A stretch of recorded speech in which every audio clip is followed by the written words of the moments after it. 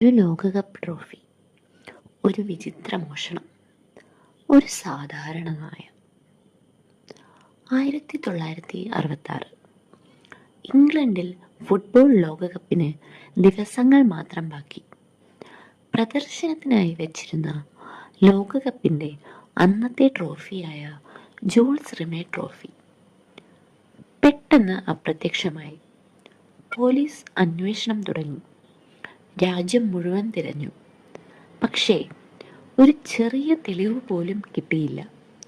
എല്ലാവരും പ്രതീക്ഷ കൈവിട്ടിരിക്കുമ്പോൾ ഒരു സാധാരണ വളർത്തുനായ തൻ്റെ ഉടമയോടൊപ്പം നടക്കുകയായിരുന്നു.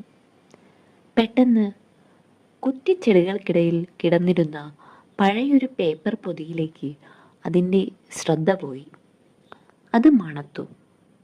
പിന്നീട് വലിച്ച് പുറത്തെടുത്തു. ആ നായയുടെ പേരാണ് പിക്കിൾസ്.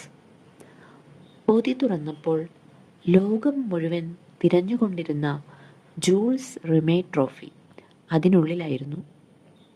ഒരു രാജ്യത്തിൻ്റെ അഭിമാനം രക്ഷിച്ചത് ഒരു ഡിക്റ്റേറ്റീവ് അല്ല, ഒരു പോലീസ് ഓഫീസറുമല്ല, പിക്കിൾസ് എന്ന ഒരു സാധാരണ നായയായിരുന്നു. പക്ഷേ കഥ അവിടെ അവസാനിക്കുന്നില്ല. 1970 ബ്രസീൽ ഈ ട്രോഫി സ്വന്തമാക്കി. എന്നാൽ 1983 അത് വീണ്ടും മോഷണം പോയി.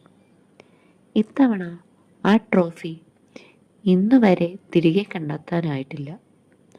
ഒരു നായ കണ്ടെത്തിയ ലോകകപ്പ് ട്രോഫി ചരിത്രത്തിൽ എന്നേക്കുമായി നഷ്ടമായി.